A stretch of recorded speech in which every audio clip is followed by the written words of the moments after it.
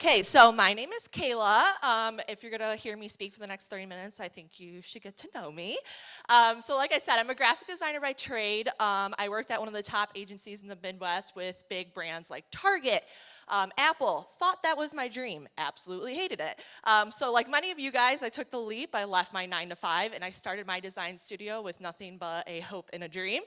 More importantly than being a designer, an educator, and a speaker on all things branding, I am also a dog mom to 3 very sassy dachshunds, which is where the name Dox Design comes from, and a soon-to-be mom of a real baby. So got my hands full there. So if you're a dog person, show me dog pictures after this, and we'll get along just great. Like I said, I have the fortunate pleasure of owning my design studio, Dox Design. I now have a team of 4 full-time designers that help every single day bring businesses, brands to life. We rebrand, we brand new businesses, we do packaging design, website design, and we band together to be able to give our clients the visual tools they need to show up with confidence and to be seen as the go-to player in their industry. We have been able to work with over 100 brands bringing their brand to life, and today I'm going to talk about how we do that. You all should have a workbook in front of you. Branding is a big subject, okay? We're going to break it down into some tiny little pieces today, and hopefully that workbook helps, but I'm going to kind of go through our process. So what we do, like I said, brand has a lot of meanings. We come at it from the visual side of things. So we like to say that we breathe life into your brand's mission and vision through the power of visual storytelling. So how do we do that with your brand? Now, we have a lot of amazing experts talking about strategy, mission, sales, marketing, community. These are all things that impact your brand. But the very first thing that people will ask me is for a logo, yes. So everyone thinks when they're talking about their visual brand identity, it is a logo and they're good to go and they don't have to touch it again, and I am here to tell you that that is not the case, and we're going to talk about why. And that's because branding is not a nice to have. I think a lot of people like to think that, you know, branding's something I'll get to down the road. I threw my logo together in Canva and we're gonna call it good, and I'm using a couple colors and a couple fonts and we're just gonna kind of wing it. But this is where you start to lose some trust in your customer, where you're maybe having some missed opportunities with wholesalers because you are not putting the full investment and energy into your visual brand as you have in maybe your copy or your product or your idea. When you're actually able to invest in your brand and look legit as shit on your website and your packaging and your branding, that is when you start to grow. Now, I hate to break it to you, it's more than colors. We're definitely going to talk about that today, and it's like everyone's favorite thing, and I know I'm in a room full of colorful people. But your brand is something that's emotional, that people need to connect with. Your brand is your legacy. It is who you are remembered by when you leave a room. I'm sure when all of you were watching people walk in today, you were looking at their outfits, and I hate to say it, but yes, you do judge a book by its cover sometimes, and you were saying, that person is glittery and fun. I bet you they own a party brand. This person's in neutrals. I bet you they're all serious. Same with your brand. When you see different visuals, it's giving a certain message, so we want to make sure that those visuals that we're picking are connecting to your customer in the correct way for your brand. You need to wow them, people. This is an example of one of our brands. To the left was before we rebranded them. To the right was after we rebranded them. Like I said, logo. Yes, one piece of the puzzle, but we're talking colors, fonts, illustrations.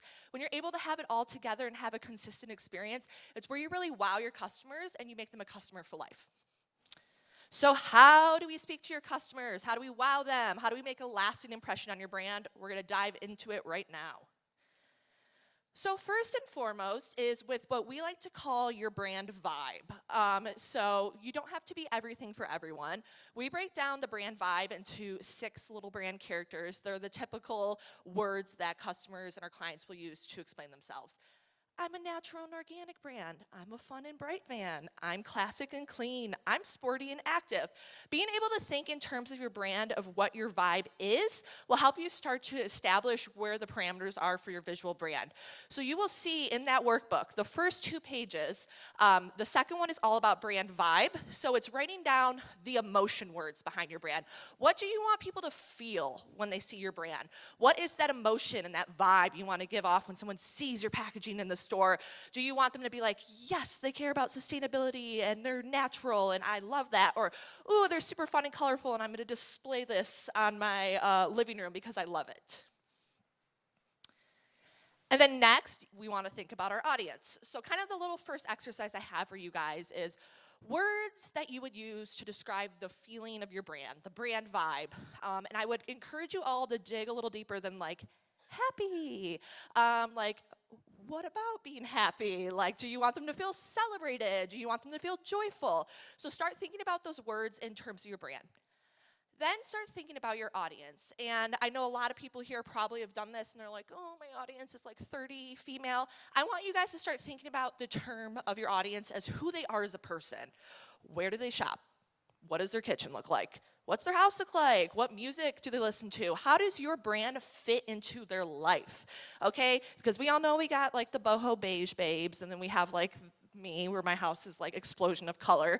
And I'm probably gonna pick up a candle brand that has a colorful label because it's gonna fit into my life a little bit more than maybe the neutral one would.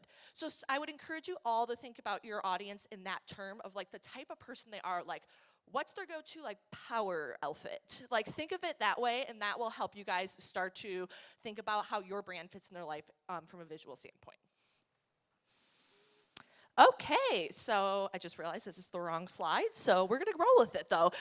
So this is an example of one of our clients. They're called Happy Tails. They own a pet business of dog treats, and when they came to us for rebranding, you know, they were like, we target dog parents and we want them to be happy. And I was like, oh, okay, let's dig a little deeper than that. So once we were able to really dive down and dig into who they were all about outdoor living, being natural. Their dog treats had natural ingredients. All of their services were based around being outdoors. They really were going after like that Patagonia dog parent. And so we were like, we need to make sure that your brand is reflecting that. We're not gonna go for bright neon colors here. That doesn't make sense. We wanna go for more natural tones. We wanna bring in the outdoors and have people connect with your brand when they visually see it because they're like, this brand was made for me. So now whenever they go to an event, whenever they post a social media graphic, their brand is consistent and it's having the same message over and over again, and it's connecting to that parent, that pet parent, that outdoorsy pet parent that we designed the brand around. So once you're able to really nail down what that vibe is, who you are serving, this is where the fun part comes in. This is where we talk about colors and fonts.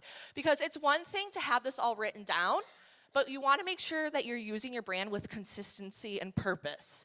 If you're going to do all this upfront work about what your brand means to you, what your tone is, who your audience is, you want to make sure that then the colors you're picking, the fonts you're picking, have a purpose and are reinforcing that messaging.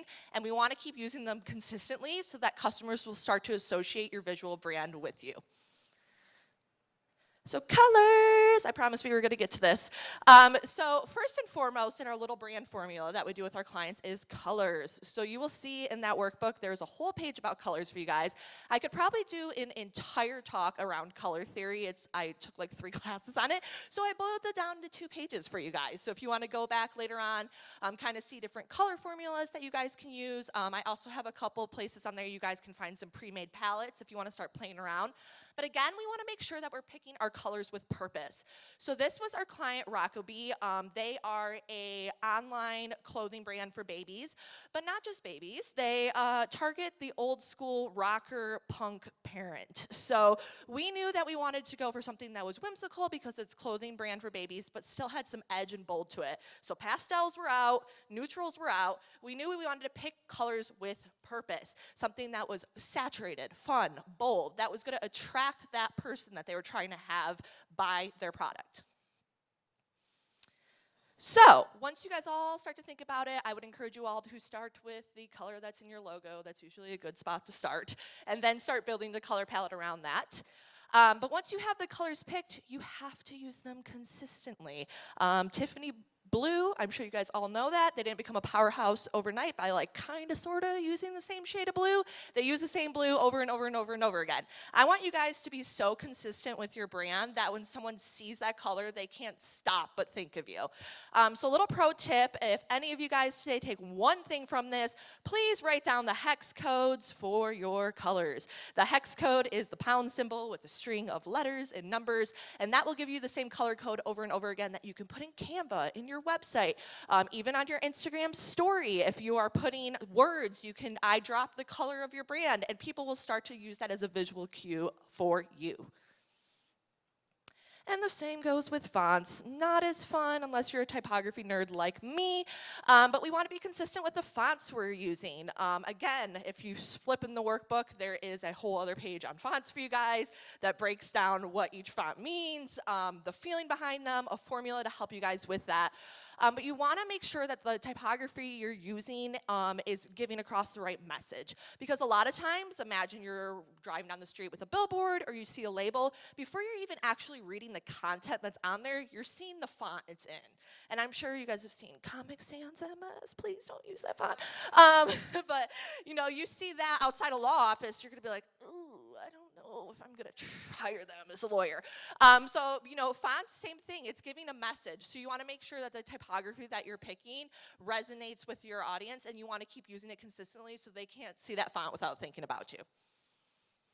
And then this is where we add the secret sauce. This is where Dox Design comes in, because I'm sure all of you have been in Canva before, maybe trying to make a business card, a social media post, a label, and you're like, I just have a color and a couple fonts. Why is this not looking right? Why can't I get it to look good? It's probably because you're missing these elements. So this is what we call our brand elements. So examples of this are patterns, illustrations, icon design, textures.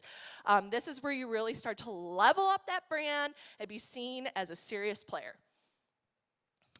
This is an example of how Rockaby ended up turning out. Again, with the colors, fonts, elements, imagine what that website and that packaging design would look like without those special secret sauce. It would just be a plain color and a logo, and that's not as exciting. We want your customers to be excited when they go on your website and get your packaging, and we want them to take pictures of it and post it, and that is where your brand comes into play. Now, once you have the visual tools, you want to actually start to use them with an experience that wows. So this is our client, Hattie Darling. They're a stationery brand. We went through rebranding with them, and yes, we gave them a logo and colors and patterns and all the fun thing, and they could have ended there, but they didn't. They put pedal to the metal. They rebranded all their packaging, their unboxing experience, their social media, their YouTube covers. Everything that they do is branded, branded, branded, branded, branded. She's from Alabama. She was going after like the country club garden vibes, so we really wanted to make sure that that was shown. If you want to go to the next slide. So you can see the left, this was her brand before. She wasn't really kind of taking her brand seriously. The packaging design was, was all right. But when she was able to really lean in and have an experience that wows, that's when her brand soared. Through being able to do this, she went from 6 wholesalers to 60 in 6 months, because her brand was designed in a way where it was communicating to that certain Southern country club mom person who's all about the garden parties. She got in one wholesale store that specifically targeted those sorts of people, and all the rest followed because her brand was designed in a way to speak to those people. So, got a little bit of rapid round for you guys here, just so you can see the importance of brand. So, what event would catch your eye on Instagram if you saw the 2 scrolling? This is for one of our vintage furniture clients. I hope you all say to the right, because that's the one we did. You want to keep scrolling? Which packaging design would you pick up and actually want to have displayed in your store? I hope you all say to the right. Okay. Okay, so I want all of you guys to take a look at your brand right now. Can you confidently say that where you want to go, the big dreams you have, the wholesalers you want, the new products you want to launch, is your brand doing it justice? Okay, I want you guys to really think about that. Or is your brand holding you back? Are you kind of sort of using the same blue on your graphics and your websites, maybe kind of using the same font in your packaging you kind of quickly put in Canva? you're not really giving yourself a chance with the big players there if that is what you're doing with your visual brand. So I want you guys to take this training and really think about it. And if you answered, no, I'm not giving my brand a chance, these are some of the ways that Dox Design can help you. We do our signature branding program, which is a full rebrand, and we also do VIP design days, which help implement packaging design and touch points for your brand. And now we have time for questions. Also, like I said, this was the wrong slide. I'm going to have to update it, but I feel bad because the slide I wanted to show is because two of my lovely clients are here in the audience. One is the Bark Day planner, Amanda. So I had some examples of her brand before and after. And the other is Monica, who owns Product Biz Academy. Oh, there they are. Yes, keep going. Okay, keep scrolling. Yes, so this is Amanda's brand, the Bark Day Planner. So she was going out over like obsessed pet parents who throw like over the top birthday parties for their dogs, okay? So we knew we wanted like fun, neon, bright brand. So now whenever anyone sees her in an event, goes on her website, she's been able to launch her own product line now because of it. Her brand is super consistent and it's really speaking to those people. If you want to keep, yeah, so there's some of her stuff right there. And then here's Monica's brand. So another little, which ad would catch your guys' eye, to the left or to the right? So the right was the rebrand for her. Little shout out, you product businesses should check out Product Biz Academy and chat to Monica afterwards. And then just to wrap it up, to bring it back to the logo, because that's the one thing a lot of people will ask me about. It's the first thing. I know you guys get really excited and want to have the logo. But even with the logo, which of these two logos catch your eye and which one kind of tells you a little bit more about the business? As you can see, this is for a luxury wig company that we just rebranded. So to the right is kind of like the brand pattern, colors, and new logo that we brought to the table. To the left was what they were doing before. Even just being able to have that brand pattern in the background really levels them up and shows who they are as a brand. Okay, now I'm done. So does anyone have any questions on their brand, colors, fonts?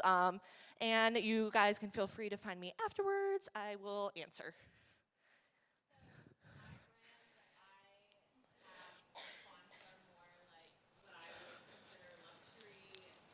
Yeah.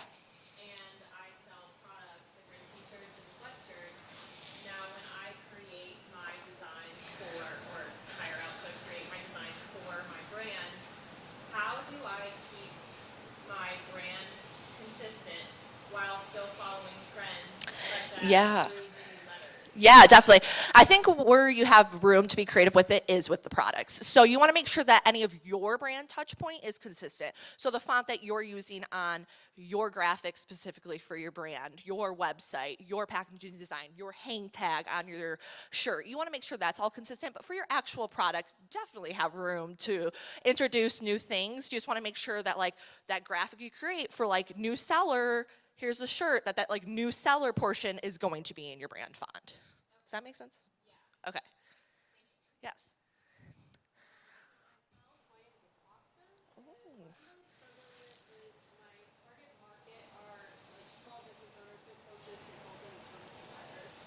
They want the products in the box to match the colors of their brand. Yes. So I have black, lavender, blue, pink. So I really struggle. It keeps me up at night of what my box design should look like to complement all of these colors. Yeah. And kind of not be too bright or too neutral. Yeah, definitely. I think that's a good, I would say your brand vibe is probably more classic and clean then. That's where I would probably put you in. And that is where I would probably suggest to stick to more neutrals. There is a company called Luxbox, I think. You might want to look at them. They do something similar. They have like a black and white box or like a white and black box. Not to say that it's just like a black box with a logo. They still have fun illustrations and like their brand on it. But I think if you keep that more neutral and let the products speak for themselves, that would be really helpful. Yes.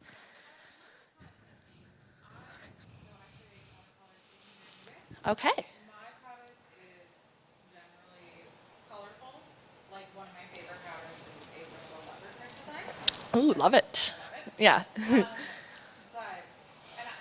of my problem too. I don't want my packaging to clash with the product. Yeah. So should I stick to a more neutral look? I would have to look at your brand a little bit more, but I would almost say lean into that. If you are, if you are bright and fun, like people are going to be attracted to you and attracted to your product because of that. I think there's still a way you can use color in your packaging without it clashing. Like maybe obviously you don't want to use like another crazy pattern that's going to clash with it. But I don't think like if you're like, hey, I like watercolor leopard rainbow print, like I don't think it would make sense for you to have a black and white box, because the type of people that would buy your stationery, like me, for example, would love a colorful packaging, and it would catch my eye when I saw it in a wholesale. Does that make sense? Yeah, I think you'll have to, that's kind of where you'll have to like sit down, look at your products and be kind of strategic with like the color palette and see like which goes. Yeah, that was like our client Hattie Darling, their products are pretty colorful. Like they do like floral things, so we kind of based the brand color palette and like their overall look around that to make sure there wasn't going to be any clashing. Yes.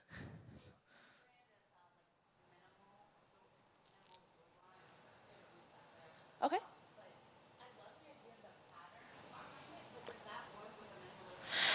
Absolutely, yes, yes. There's so many ways you can use patterns with a minimal brand. I mean, you can have like a really delicate line pattern, or like, you know, something that makes sense. I actually think, she walked away, I'm gonna scroll back up really quick, that this one is probably a good example for you. Where was it? It was down here.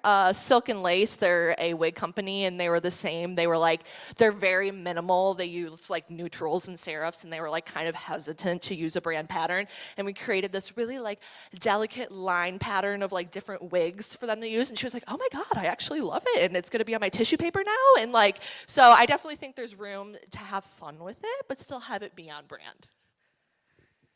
Yes.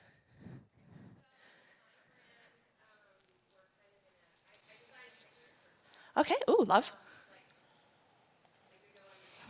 Okay, fun.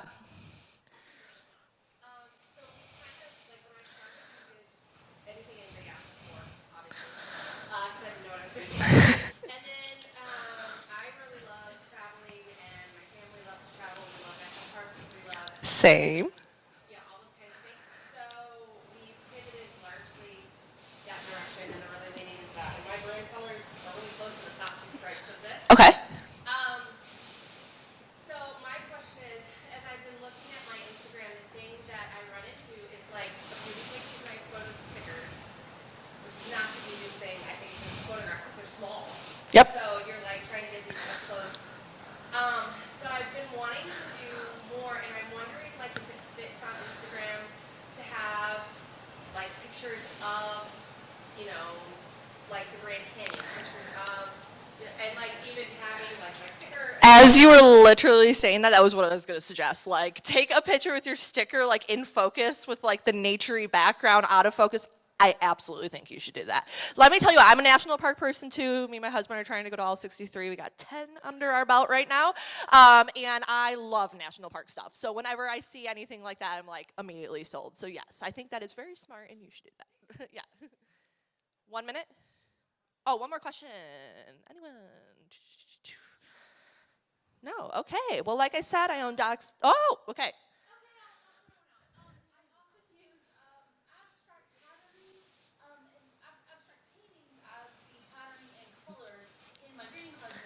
Yeah. Along with black and white contour drawing. Yeah. Okay. I don't want I started mine with my color palette being like the whole world. And I have been bringing this into lining it up. Yep.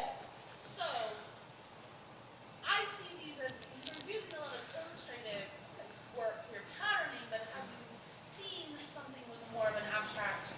Oh, absolutely. The pattern we did for Monica and her brand actually was like that.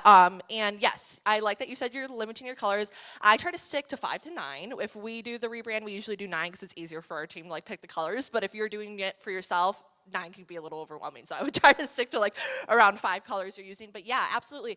When I said brand elements, I actually threw textures in there too. That's something that I've seen people use in the past. Like if you're not like all about the highly illustrative route, you could use something like a paper texture, or like I've seen people use like the brick wall texture if they're like a sporty and active brand. So absolutely. And since you are an artist and you have that craft, I would absolutely use that as some of your brand identity, especially since your style is so, I checked out your Instagram last night, it is so unique. So yes, I would definitely use that as part of your brand identity. Yeah. Okay, well, thank you, everyone. Like I said, I own Dox Design.